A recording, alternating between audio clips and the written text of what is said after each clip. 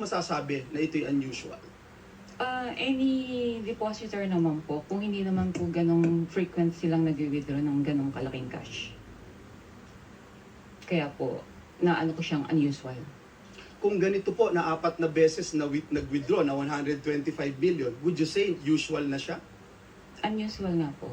No, Kasi, kung 4 na sunod-sunod na yung binanggit po ninyo, 125 million, sunod-sunod, nagiging usual na po ba siya? O unusual pa rin? pwede naman po. What is Usual. it? Kung sunod-sunod naman po, magiging ano na po siya. Talagang usual transaction na po yun. So, kung ganun nga po na 4 na sunod-sunod, usual transaction na siya. Opo. Madam Witness, as I understand, no, yung process, the BM would provide the funding, notice of cash allocation, and then the agency authorizes the disbursement. At kayo, for example, sa inyong bangko, sa Land Bank, bine-verify nyo lang at you pay the corresponding instruments. Is that correct? Opo.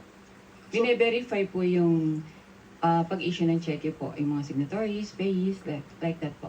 So bago po inilabas ang salapi o yung pera, ano-ano pong dokumento yung aktual na natatanggap po ninyo at inyong masusing sinusuri?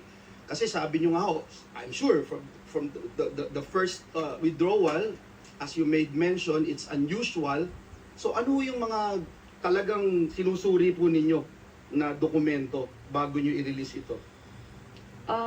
Supported naman po ito ng advice. So once po nakapasok na po sa system at funded naman po siya, okay na po sa amin yun. So yun lang po yung inyong sinecheck. Opo. And that's it, you release it right away. Yes, sir. And binanggit niyo ho kanina, hindi ito suspicious. Para sa ano ko po, hindi po siya suspicious. At lahat po ay legitimate. Yes, sir.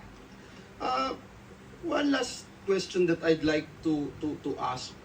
With this amount of money that will be withdrawn by the payee, ano yung mga advance arrangements? Kasi hindi, sabi nyo nga, hindi usual, yung biglaan, 125 million.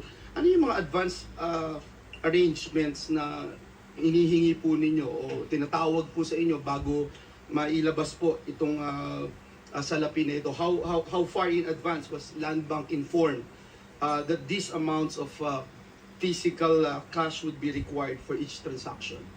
Mga a day or two po, ni-inform po kami from the cash division po ng OVP na meron po silang ganong cash requirement. So, sa amin naman po, pinoprocess naman po namin yung requirements nila bago po namin sila advise na available na po yung cash. So in 24 hours, kaya na po. Pwede naman po. Salamat po. Maraming salamat. Thank you rin po. Thank you.